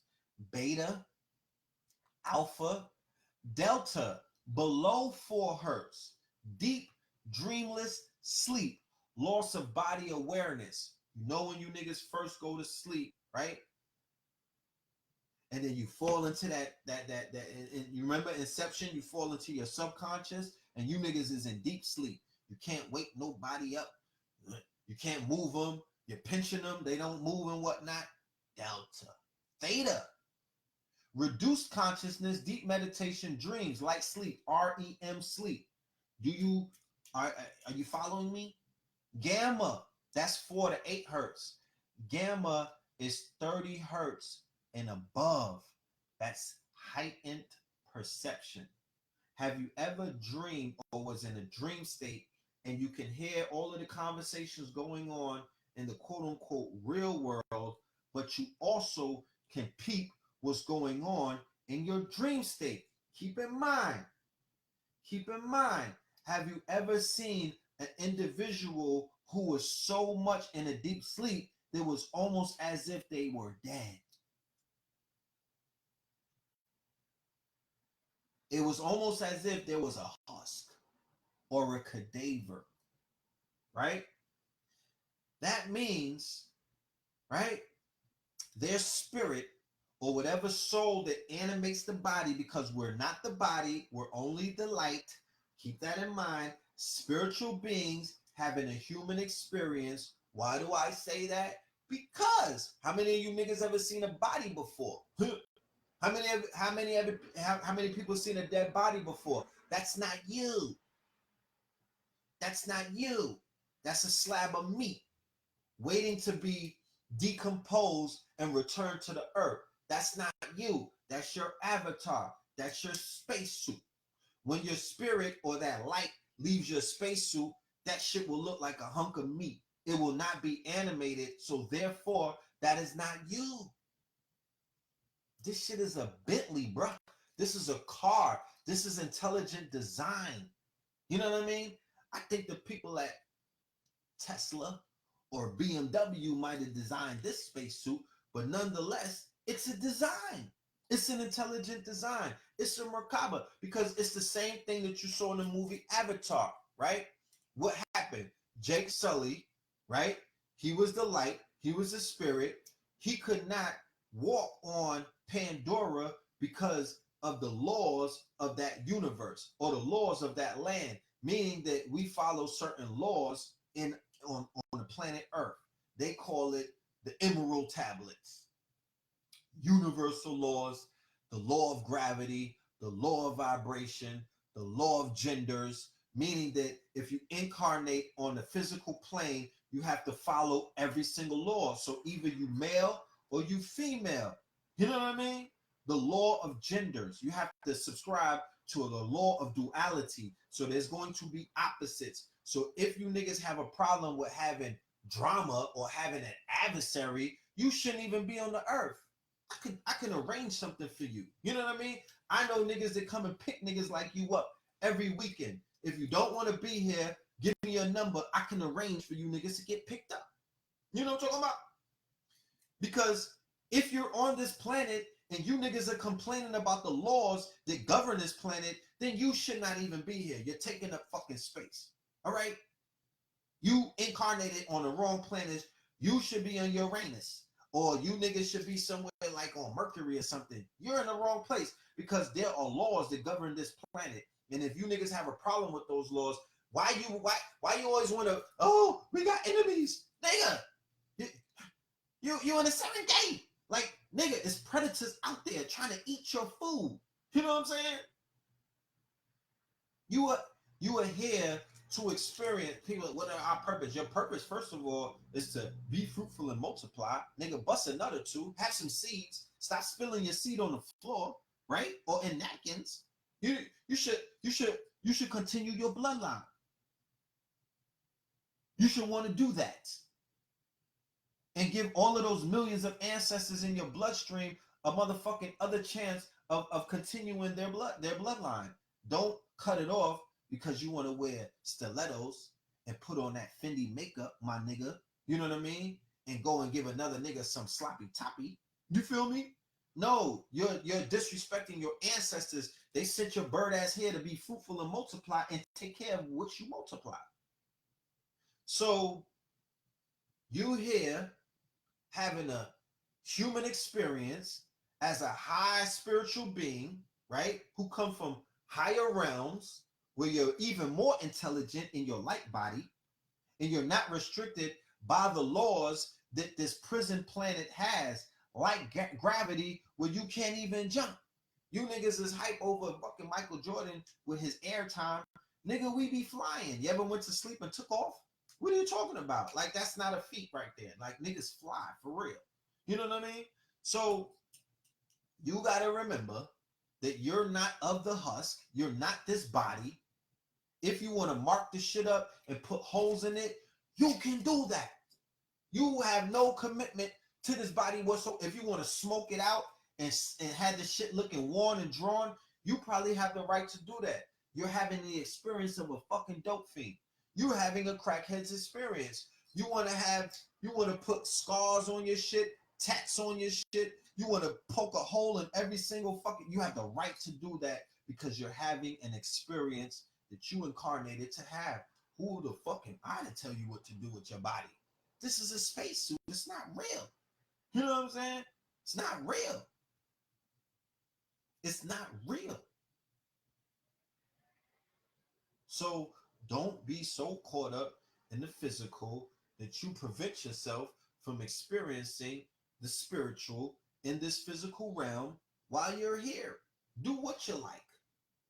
Just be careful doing it and try not to harm another human being in the act of doing it.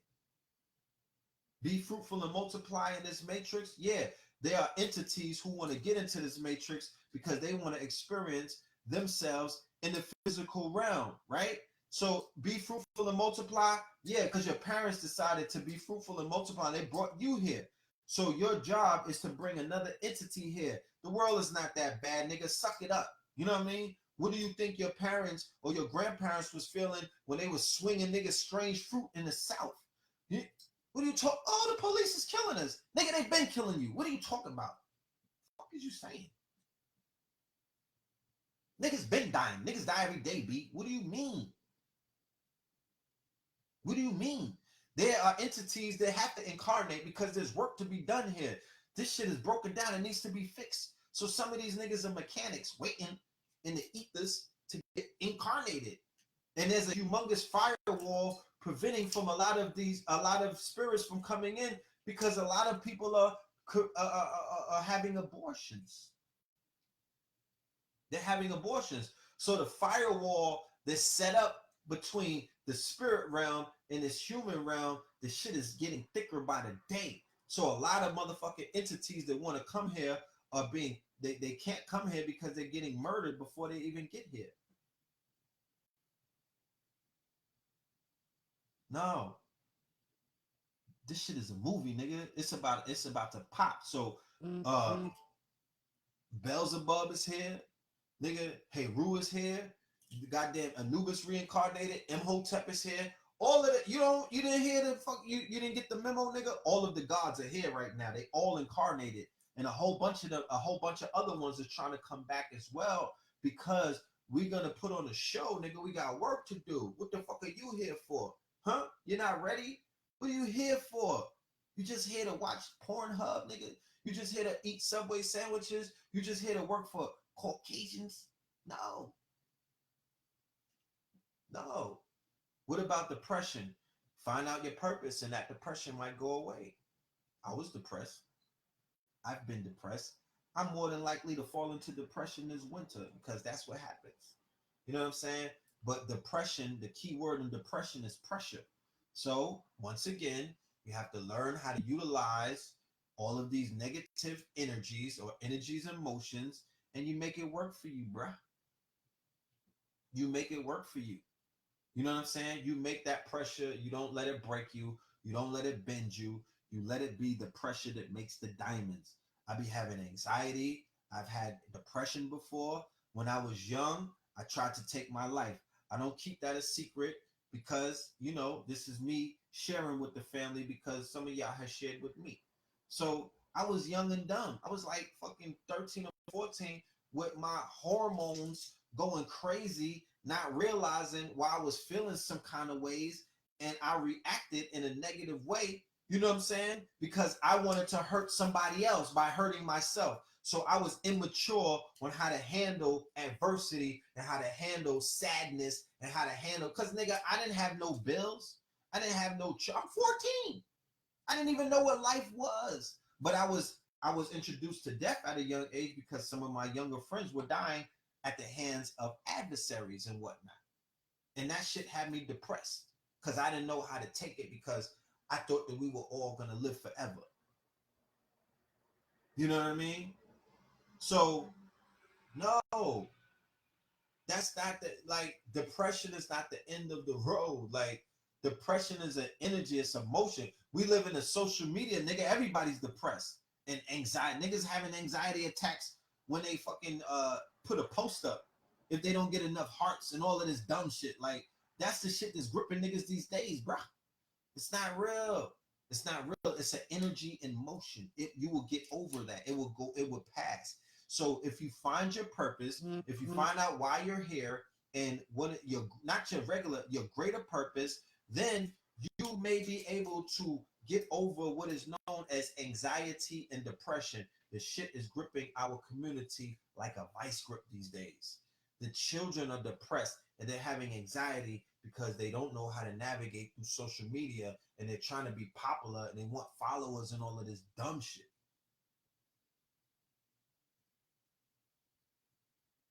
You know, obsessive negative thoughts. You go on certain platforms, them niggas is obsessed with negative energy and negative thoughts, which lead to depression. You turn off the niggas channel, you go right to some shit to make you feel good. Maybe a needle, a crack pipe, you gotta roll up, you pop a pill or something, you go and watch some motherfucking booty shaking, the twerkers and whatnot. You gotta get away from it because they're dealing with lower frequencies and they're trying to put you in a depressive state. You think just because it's conscious that it's positive and that it's uplifting and whatnot. No, nigga, consciousness could be weaponized. What are you talking about? What are you talking about? They weaponize consciousness all around the world, all the time. What the fuck you think religion is? It's weaponized consciousness.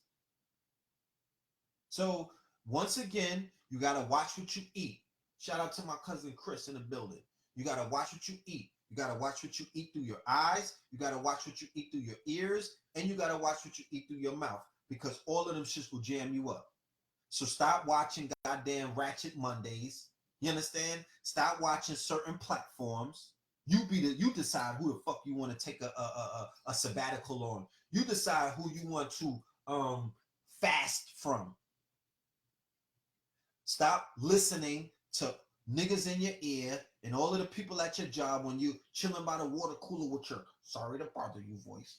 You're trying to fit in with the circle of all of your European friends and you're laughing at shit that's not even funny and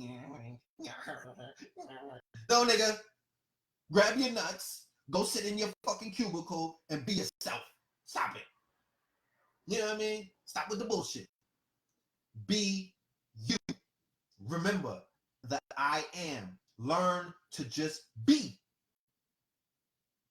Because they are, what are they doing? They have you in double consciousness inside of the workplace. They are making you what? They are making you be somebody that you're not. And by doing that, you can lose yourself in those fucking roles that you play. Okay? Double consciousness. You don't want to subscribe to double consciousness. You want to be you at all times. That's sovereignty. That's freedom. Being able to be you at all times. Whoever the fuck you are, you find yourself in the I am. Okay? Because you're doing all of that assimilation to make them feel comfortable comfortable, not to make you feel comfortable. You're doing all of that assimilation to make somebody who really doesn't care about you feel comfortable around you, when these are the pillagers, the rapists, the destroyers, the inquisitionists, the colonizers of the known planet. You're code switching. Thank you. You're code switching around individuals to make them feel better, and then you're suppressing who you are. You're suppressing the I am. You're suppressing the God in you. You're suppressing the goddess in you. You're suppressing your culture to fit in for a check. And I'm not judging anybody, and I'm not taking no shots at anybody in particular. I'm just saying, when are you going to let that go? When you get your 401k, once you retire and you take that mask off for good? Nah, man. You don't need that right now. The younger generation is not going for that. They're not going for that. They're trying to figure out how can they finesse a situation where they could just be them. You know what I mean? Let it all hang out and just be them, and still get that bread and get that guap and leave a legacy. You know what I mean? That's what they're trying to figure out. So that's what we're going to do for them. You know what I mean? And if anybody is in the Tampa, Florida region, we will be out there this weekend with our brother Derek Grace. He's going to be talking to the city council, and he has an event for all creatives, all of the small businesses, all of the creatives, the makers, people that are actually doing something. You dig what I'm saying? Not to say that our people are not doing something, but the creatives in our community are the future of our community. Please make a note of that. Please never forget that, and don't negate that our future is in the hands of the creatives. Real talk. People who are designing shit, people who are filming shit, people who are writing shit, people who are acting out things, those are called creatives. Meaning that you can utilize your intellectual property to make a way. You know what I'm talking about?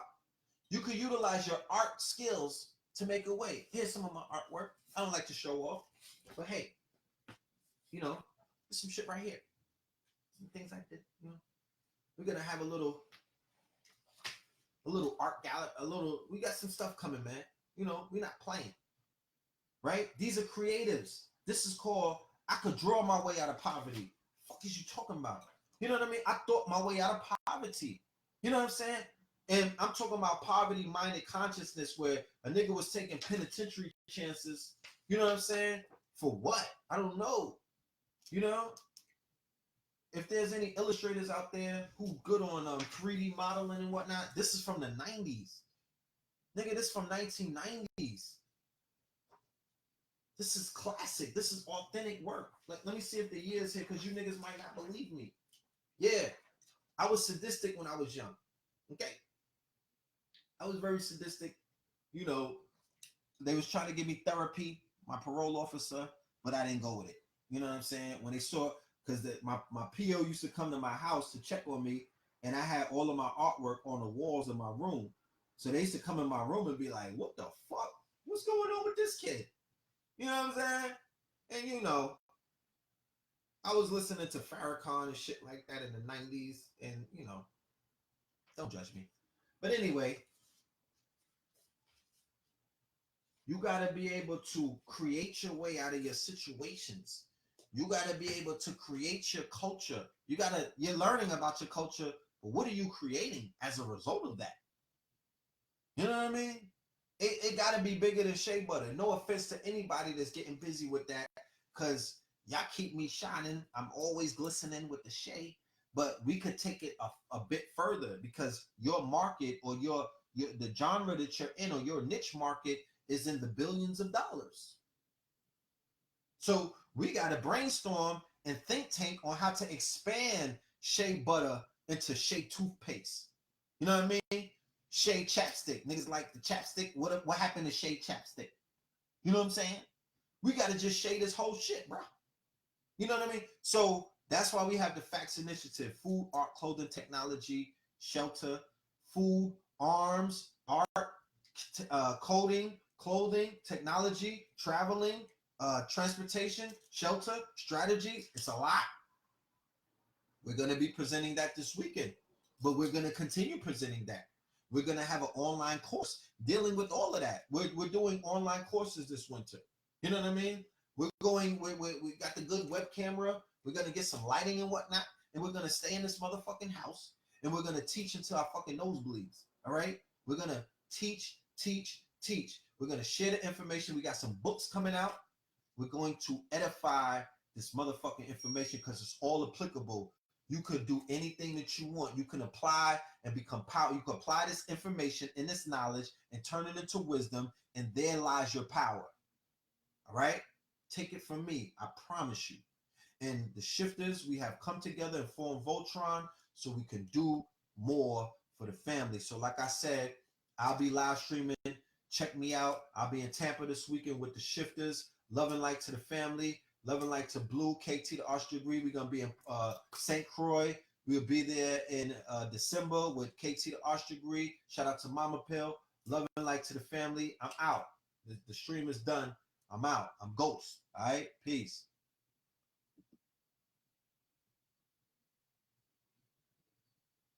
All right? It's not giving me an option. But yeah, fam, we're going to catch up with the family. Like I said, look out for more of these Thursday sessions. You know what I'm talking about? Because we're definitely going to be kicking off our Think Tank Thursdays. You know what I mean? That's the working title. We're not 100% sure if we're going to run with that because we got stiff competition. Look at the competition. Look at what they're talking about. Hold on.